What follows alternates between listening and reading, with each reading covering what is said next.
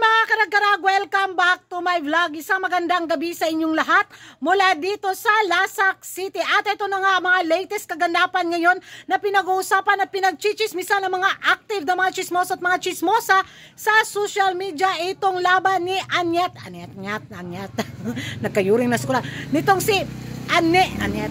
Kaya ko to. Kaya na sa lapid na naman. Na-stress na naman yung dila ko. Anita Gomez sa Miss Grand Philippines 2025. So marami ang nagsabi kung hindi lang daw sana sumabak itong si Ima Tiglao sa Miss Grand Philippines 2025. Tiyak na corona daw talaga sa Miss Grand ang masungkit nitong si Anita Gomez. So base sa kanya mga kaganapan, mga pa-eksena galore ng mga pasabog sa Miss Grand Philippines 2025. Isa talaga sa napunterya na mga chismoso at mga chismosa sa social media ang naging sagot ni Anita Gomez sa interview na to, na kung saan, watch this. Ito yung favorite question namin and natatanong din to international pageant. Ask ko na agad, why should you be our next Miss Grand International Philippines? Wow. I didn't expect that question to be asked right now, but my answer is Miss Grand Philippines. Why should I be the next Miss Grand Philippines? Well, after the reign and the win of my queen, CJ, my Cosambalenya, I know that it's such a great pride and honor to my province. And aside from, I want to bring pride and honor to my province as well. I really wanted to be your next Miss Grand Philippines because I have a vision and a mission. And I know that my idea, my advocacy, and how I wanted to help stop the war and violence resonates with the advocacy of Miss Grand Philippines. And I know that I may not be the candidate that is very, someone that is very inclined to advocacy about stopping the war and violence, but I know that through education, which is my advocacy as well, it will give knowledge, awareness to young people out there, because I believe that knowledge and peace starts at home. And if we have the knowledge and awareness to conquer conflict with peace, with dialogue, I know that it will be a great solution for us to stop the war and violence. And I think that would be all. Thank you.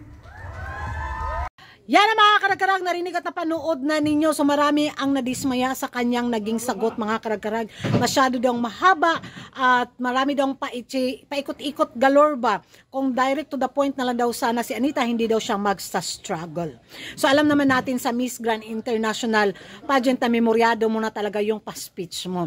So yun yung kailangan practicein ng mga kandidata natin, di ba? Dahil kahit pa siguro tumpak yung maging sagot mo, walay pa rin yan, hindi pa rin yan pasado kay Uncle. Dahil may 5B na hinahanap si Uncle at doon ka dapat magkaroon ng maraming puntos, di ba? Yung pa-memorize galore na pa-orasyon, orientation, na pa-speech sa Miss Grand International pa-pageant. So, yun talaga yung dapat praktisin ng mga kandidata. Dito sa Pilipinas, masyadong big deal talaga sa atin yung mga pasagot bitaw ng mga kandidata na lalo na't magkasablay-sablay, di ba, na imbis na tama na sana, tapos bitaw yung sagot nila at ayun, mabas yung ibang mga kandidata sa social media. So sabi nga nila, okay naman daw ang naging communication skills ni Anita Gomez. Kailangan lang talaga niyang iksiin yung pagsagot niya sa mga pa-interview galore. So ako magiging reaction ko, wala. Alam niyo naman, nabubusi ko ragan sa Inglesan, di ba?